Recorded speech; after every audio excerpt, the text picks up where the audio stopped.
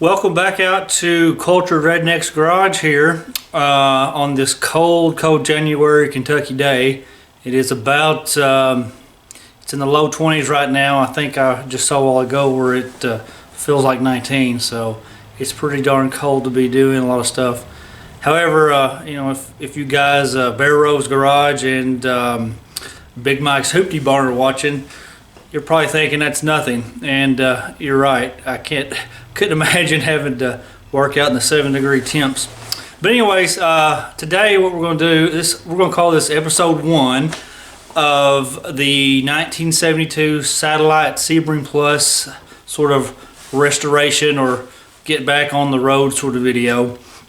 What I'm going to do back about several months ago in the warmer months, maybe the early part of the summer, in anticipation for potentially doing a video series on my builds and that sort of thing. Me and my son recorded with our cell phone a little clip talking about what we had done on our front fenders that we currently have off over here. And it's not really a video that takes you through the entire process of us welding and doing the Bondo and that sort of thing. And we may do some of that as we move on to the doors and the rear fenders, of course. But nevertheless, what we're going to do, we made this video clip, and I'm going to cut in that video clip. And like I said, we were thinking about doing a father-son page, and so you might see some references here or there that you're kind of wondering, well, that was out of nowhere. But anyways, that's what's going on, if that goes through your mind. So I hope you enjoy that clip, and I'll show you the finished product, or so we say is finished on the front fenders, and let you look at the hood that we just painted last week. Enjoy. We have been working on a project. There's Burpo Sun right there. Our project we've been getting back on is my 1972 Plymouth Satellite, which is kind of Roadrunnered out. And I haven't shown you before, but we'll post that picture in there. We've had the fenders off for some time. Boy, look at the contours in there. It's an extremely difficult car to do. Oh goodness, it's Spider-Man. Anyways, all these contours make for very, very difficult painting and sanding and welds. What we did was, on both fenders, it was all rusted out down here, and up here, in most cases there was rust. On this particular quarter panel, it was all the way up into here, so we obviously had to replace some metal. Now they don't make AMD makes some lower fender patch panels for this thing, but it only goes to the edge of this body line. So we had to take another patch panel that was out there on the market that wasn't near as good, but at least had this. So we cut that off, welded it in.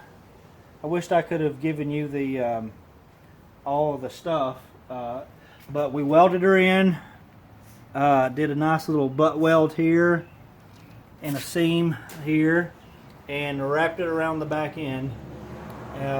We treated that metal, even though you see a little hole there, but we were able to save it, so that's good. So now I think we're going to find that once we get done block sanding this and put color on it, it's going to look pretty darn good. Sorry about the camera work here. It'd be a lot easier if I had to, like I said, the other camera on a stand. We also had to do a whole lot of work up here. This whole fender, front fender, was bent in like crazy, and we took a stud welder, a stud gun, and brought out as many dents as we could, and hammered that out. And then we worked and worked and worked with the hammer, and finally got that to where it satisfies me. On the other fender, basically the same thing, where I patched a section here all the way down, and then put another section in right here, because like I said, they don't make the adequate panels. And it has come together quite well. Luckily the front was a lot easier to deal with, and so we're just now, after all the filler and the 2K high build primer, we're block sanding today and hopefully get some By the way, color. I'm making up a new a channel this very second. Oh, well there you go, folks. So I guess we'll figure out what that is. Also, we have these other panels here that we're currently block sanding and getting ready to paint too. It'll be pretty awesome.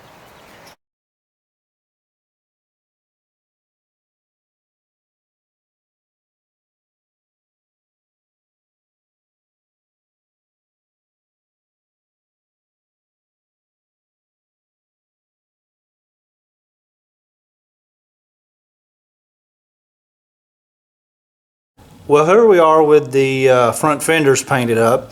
As you might have seen in my intro video, you might have noticed that the storage area in my garage is quite limited, so luckily my employer has let me keep these babies here in one of our company's warehouse. And but anyways, here they are. Now, I think these come out pretty darn good. I'm pleased with how everything sort of laid down and come out. I don't see any major issues as far as the you know, how everything visually, you know, any major lines that I screwed up or whatever. But you know, it's not bad. There is some trash in the paint here and there, a few little pieces of dust. But you know what? It's a garage paint job, and essentially I am not trying to make a concourse restoration here. Basically, what I want to do with this car is drive it and enjoy it and not worry about, you know, trying to make it trailer queen. You know, eventually I'll pass this down to my son, and so we're just wanting to get it on the road and enjoy it and do our best to make it look okay on the way. Now, one thing about these fenders, I started doing this project with Nason single stage urethane, and it's a pretty good paint. I like it, but it seems like it might spray a little thin. And this fender in particular, you know, out in the sun, it came out, you know, looks really good. It seems like it came out really good. But these fluorescent lights in here, I don't know. I feel like maybe it's slightly thin, which is something we don't want whenever we try to do the whole cut and buff, because, you know, we want to get a little bit of good shine on it, and cut and buff will help us get there. So, well, last thing I want to do is add more work, but I might just scuff these up when the weather gets warm again, and maybe reshoot a coat or two just so that we're safe. So anyways, but yeah, these fenders, as you could see probably in my, you know, the first part of this video where I edited and cut in an old clip, I think it came out pretty decent for what we had to do to it. It's a shame that they don't repop these fenders, because the contours are, you know, it can be difficult to make a repair, but you know what, we did it and it works for us. Other restorers might not think so, but hey, that's all that matters, is that we enjoy it, enjoy the car. So here we have the hood that we just painted last week. Temperatures got up high enough that I was actually able to do a little painting, get the heater out and warm it up enough to paint, and so I took advantage of that. Did some block sanding over a day, an afternoon or two, and decided to spray this old girl down. And sort of like the fenders, that came out pretty good. And I did go with an extra coat of paint on this one, because like I just said a while ago, that it felt like it might have sprayed a little thin, so I think that remedied this situation. like I said, it came out all right. I did notice, of course, yellow hides a multitude of sins, but there is a dimple here that I apparently missed somewhere in the guide coat phase in block sanding, but you know, it ain't bad. I think my plans for this hood is, you know, I'm not trying to pass this off as a Roadrunner, but I've always liked the air grabber hood, and so at some point I may get a little insert, but until then, what I might do, I see a lot of guys take their satellite hoods and they will paint that space in between there kind of a satin black or a flat black of some sorts, and I may do that. Now when I was in high school, I used to have the little Nike swooshes here in black because on the Dukes of Hazzard, Daisy Duke had those on there, and I thought it was a pretty good look, so that's what I went and did. But yeah, I'm having to store it underneath our little awning here for the moment being until I can get it moved, but at least it's not getting iced on and rained on and that sort of thing. So while I am thinking about it, here's a little tip for you.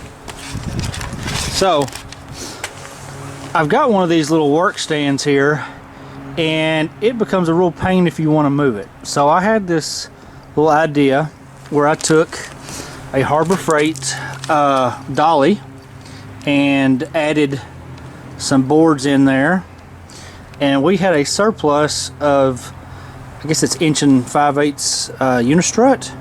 So we had a whole pallet of that, and I took 2 pieces, and it just so happens that the stand here fits just perfectly in there. You might have to kind of crush it down just a smidge, but yeah, I can now take that on and off, and I ended up you know, of course it is sort of a redneck, but it works, you know, taking a band clamp there, or a what do you call that, hose clamp, that's what it is, and putting it there so it doesn't slide off. So you can still have adjustability, it'll still slide in and out to lift it up to your desired height. But yeah, so if you've got one of these stands and you're wanting to mobilize it and having a problem doing that, that's a tip to do it. So anyways, I'm on lunch break and it is really cold and I need to get back to the office, so that's where we're going to leave this. Hope you'll enjoy the remainder of the series as we come and go. It is difficult sometimes to make progress, you know, working 40 or more hours a week and then coming home. You just, sometimes as a dad, you can't just jump in the garage and go to town. You know, you got to help with homework and all that sort of stuff. So hopefully I get lucky and we'll get some material and get to do at least a little bit here and there, maybe throughout the week. And but you know what, it'll get done. So anyways, hope you will subscribe, and I will see you guys later. Bye bye.